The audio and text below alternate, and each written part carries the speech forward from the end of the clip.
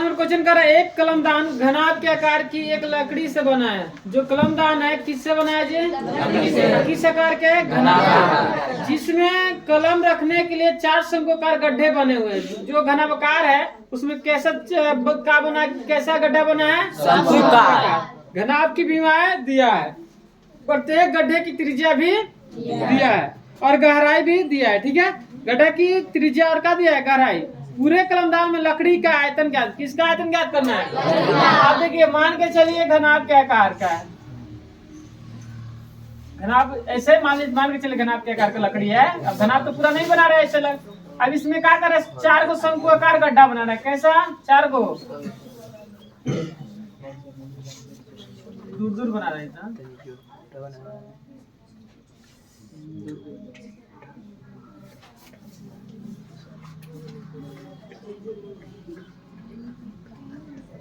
मान के चलिए लकड़ी किस आकार के है? मान के क्या चलेगी? घनाभ हम नहीं बनाया, घनाभ बन जाएगा। लकड़ी किस आकार के है? घनाभ के। ठीक है, इसमें क्या बना है? 4 को शंक्वाकार गड्ढा। को इसमें कलम रखने के लिए क्या बना है? शंक्वाकार गड्ढा। बात समझ में आया? ऐसे कलमी में खोल देते हैं। अब ये बताइए, इसका व्यास हमें क्या दिया जी? त्रिज्या दिया है। व्यास त्रिज्या दिया है, इसका त्रिज्या दिया है और गहराई भी इसका ना। तो ये काम पता चल जाएगा तो सबको पता चलेगा, वो बराबर होगा। अब ये जो घनाभ के दिया, घनाभ की विमा है जो दिया, पहले लिख लेते हैं। घनाभ की विमा है कितना है जी?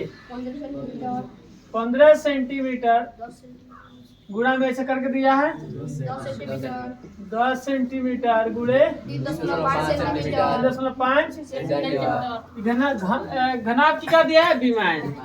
ठीक है, घनाभ की कितनी विमाएं? 3, लंबाई, चौड़ाई और ऊंचाई। अब देखिए आयत कितनी विमा? 2। कौन? लंबाई, चौड़ाई। अब देखिए शंकु की जो गड्ढा है किस आकार का है? शंकु की त्रिज्या क्या दिया है? कितना? 0.5 सेंटीमीटर। और देखिए जो दिया पहले लिखते हैं गहराई, मतलब गड्ढे की गहराई, मतलब शंकु आकार के ना, शंकु की गहराई ना 1.4 सेंटीमीटर। वही एच हो जाएगा। बात समझ में आया? कितना होगा? 1.4 सेंटीमीटर। बात समझ में आया? अब हमें पूछ रहा लकड़ी का आयतन। हाँ, लकड़ी का आयतन।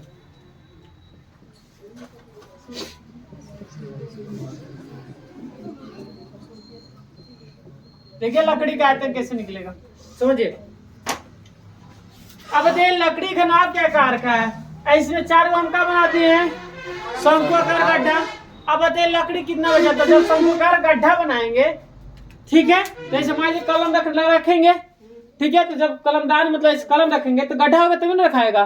तो गड्ढा वहाँ का माल का हो गया है, मटेरियल निकल गया है। बात समझे? वहाँ का लकड़ी सब निकल गया है। तो एक मतलब क्या करेंगे? घनाभ के आयतन में से इस 4 शंकु का आयतन घटा देंगे तो पता चल जाएगा कितना लकड़ी है। बात समझे? ऐसे मान लीजिए आप ईटा देखिए, ईटा घनाभ के आकार का है, तो ईटा में मान लीजिए हम 4 को शंक्वाकार गड्ढा कर दिए, तो गड्ढा करेंगे, खोदेंगे, तो उसमें से निकालेंगे ना, तब ना कलम में से मान लीजिए रखेंगे।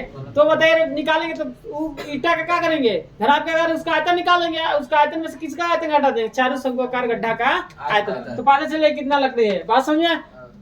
घनाभ का आयतन निकालेंगे तो पूरा निकल गया, उसमें 4 को शंकु के घटा देंगे, पता चलेगा कितना है लकड़ी। बात समझे? तो क्या लिखेंगे जी? घनाभ की आयतन माइनस 4 गुणे शंकु का आयतन। शंकु का आयतन। अरे समझ में?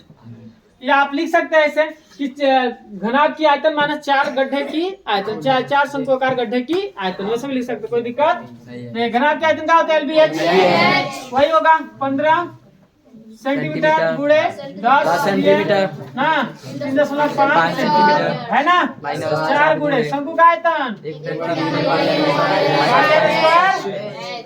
अब 100 में गुणा कीजिए। 525 centimetre cube 525 cm cm cube. हाँ सही गुणा है। हाँ यस सर। चलिए 4 गुणे 1/3 पाई का मान 22/7। आर कितना है? Are 0.5 centimetre. इसका स्क्वायर कर देंगे। एच कितना है? 4 सेंटीमीटर। ये बताइए कटेगा? 0.2 कट गया। चलिए 525 cm क्यूब माइनस 4 देखिए 4 में 22 से गुणा करके 88/3 गुणे इसका स्क्वायर कीजिए कितना होगा? 0.25 cm स्क्वायर गुणे 0.2 cm सेंटीमीटर। आया समझ में? कोई दिक्कत? बोलिए 525 cm क्यूब माइनस। अब आप गुणा कीजिए इसमें, कीजिए गुणा। थोड़ा इसमें ज्यादा गुणा करना है।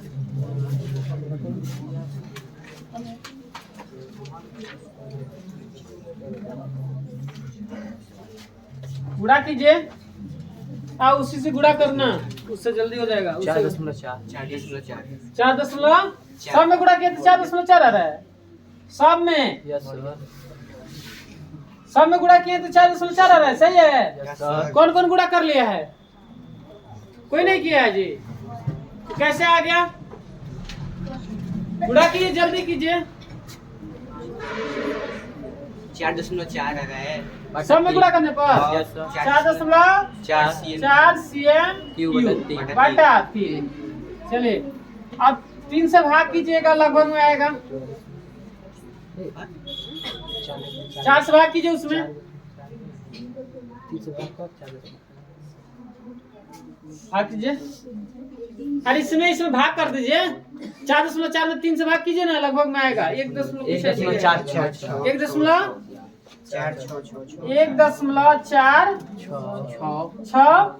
ऐसा रहा ना जी। तो हम इसमें देखिए 1.46 ऐसे आ गया सेंटीमीटर क्यूब 1.46 आ रहा है। इतना आ रहा है। आप समझिए इसको ऐसे लिख सकते हैं 525 cm या सी क्यूब ना cm क्यूब इस भाग किए कितना है cm क्यूब माइनस 1. अब बताइए 4 सका है 66 है।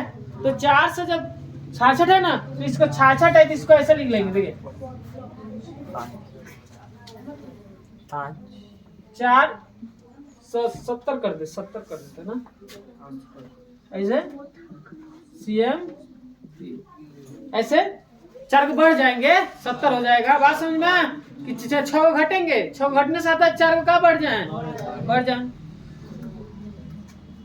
अब इसमें से घटाइए 5 से इतना में से कैसे घटाएंगे 1 का घटाएंगे 1.47 ऐसे घटाएंगे तो इसे 0 रहेगा। 0 वैल्यू कोई नहीं है। बात समझ में